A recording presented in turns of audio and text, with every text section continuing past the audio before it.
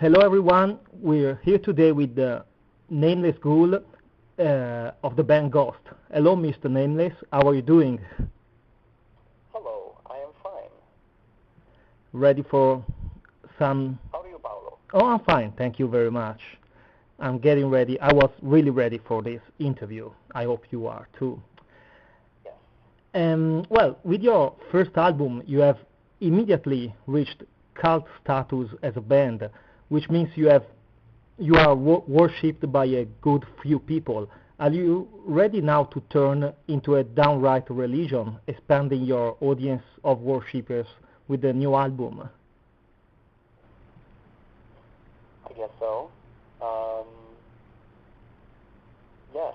I mean, there's so many things going on right now that differ from the last sort of album cycle in terms of touring and in terms of production and in terms of, just overall media attention and the attention from fans. Mm-hmm. When we released the first record, nobody expected anything of us. Yes. And at this point, people have an expectancy. Even anybody who doesn't like the band has an expectancy of us to do Mm-hmm. something.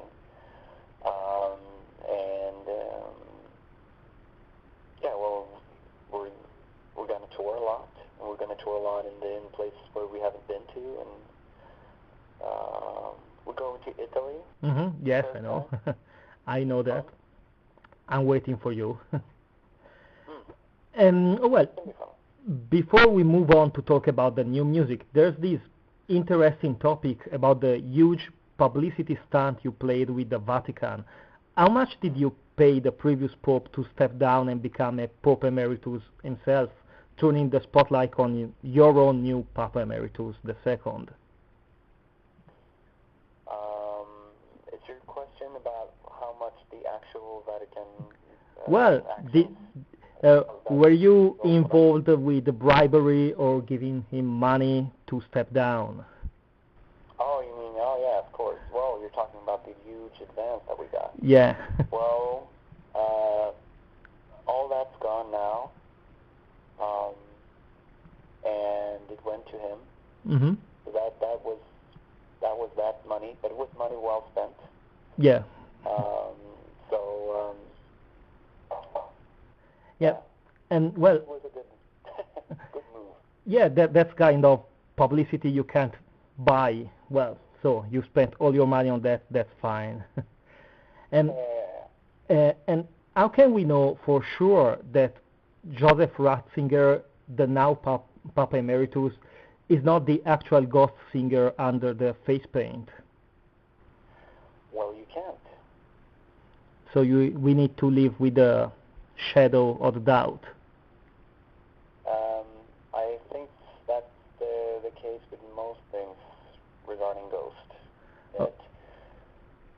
It's a bit shadowy, mm-hmm. all of it, and we like to keep it that way. All right, so, well, most people here in Italy will keep that doubt there. Sometimes rat singers get an offer they cannot refuse. Okay.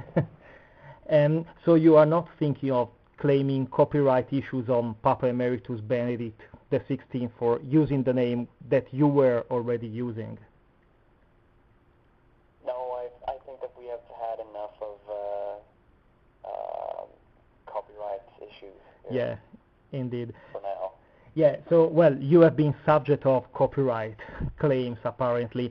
And I guess everyone, maybe you will tell me that that's a mystery too, but everyone is puzzled as what the BC stands for in the American market for Ghost BC. Is that before Christ, before communion, burning Christ, or something like that? Or we have to guess. What was that, burning Christ? Yeah.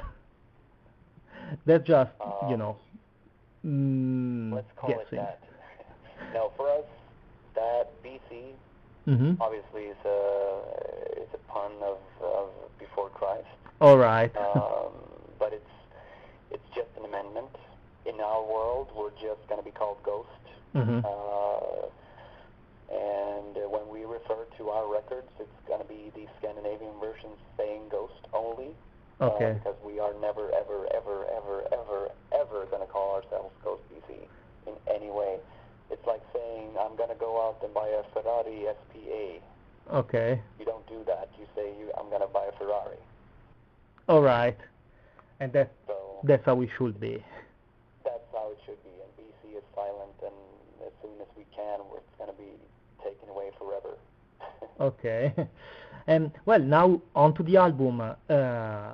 This new album contains some of your heaviest sounds, like in Per Aspera ad Inferni, along with the most catchy sounds, maybe like Year Zero or Ghouls. How do you match these two extremes? You've gone, to me, compared to the first album, you've gone on both opposite sides. There is some heavier stuff and there is some catchier stuff. So we can't really say you've gone heavier or you've gone catchier. You've done both things, in my opinion. Yeah. I don't know how to answer your question. Really, Yeah. Did you set out? We have just found a way to. Originally, what sort of spawned what Ghost is, like material-wise, musically, was approaching the songs with a playfulness, Mm-hmm. and try not to think too much about what's right or wrong, because most music is very restricted.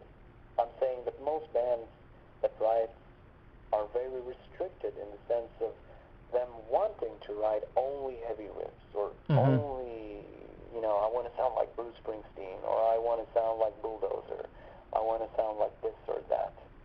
Whereas with Ghost, we never had like a clear way. It wasn't like, we are going to be the band that sounds like Blue Oyster Cult. We never. That was never the idea. We wanted to create something that was just moving.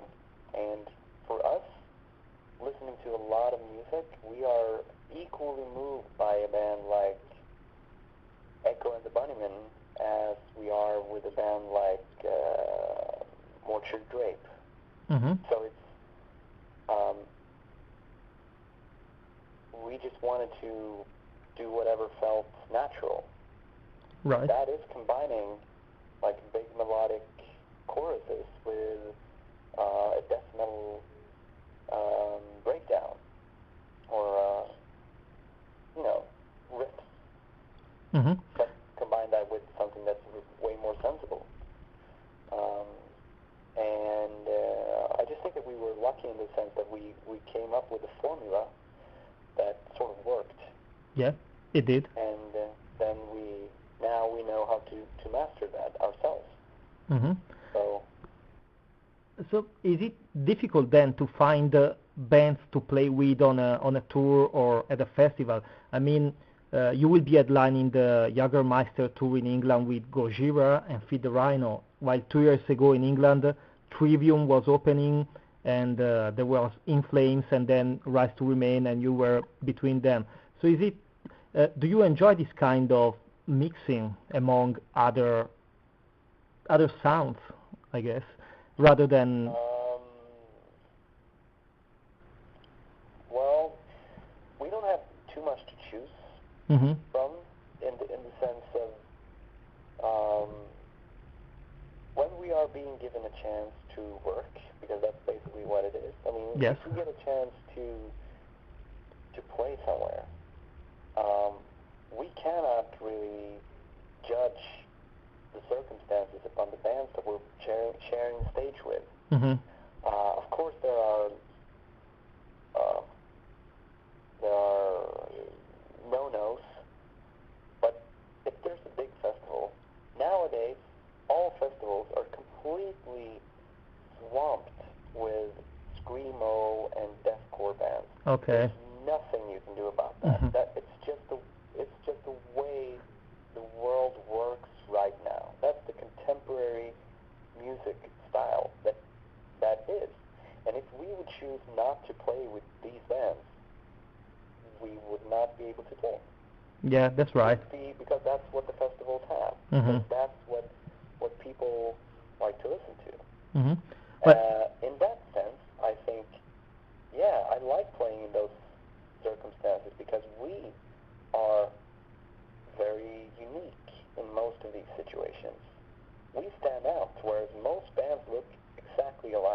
Okay, right.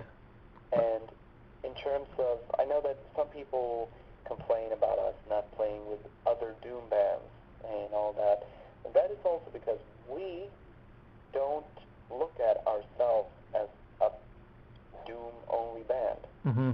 Yes. We are not looking to be just a band that plays Doom festivals, because we are not only a Doom band.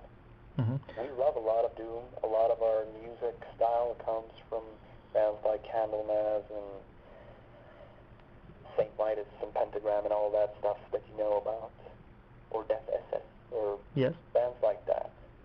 But we cannot choose just to play with bands like that, because our agenda is to become a band that has a huge production, that is Mm-hmm. a big theater band. And if we want to become a big theater band, we cannot limit ourselves to play 200 capacity clubs. That would be suicide. Mm-hmm. We can never achieve our goals that way. I see. Well, what about... Yeah, sorry. Yeah.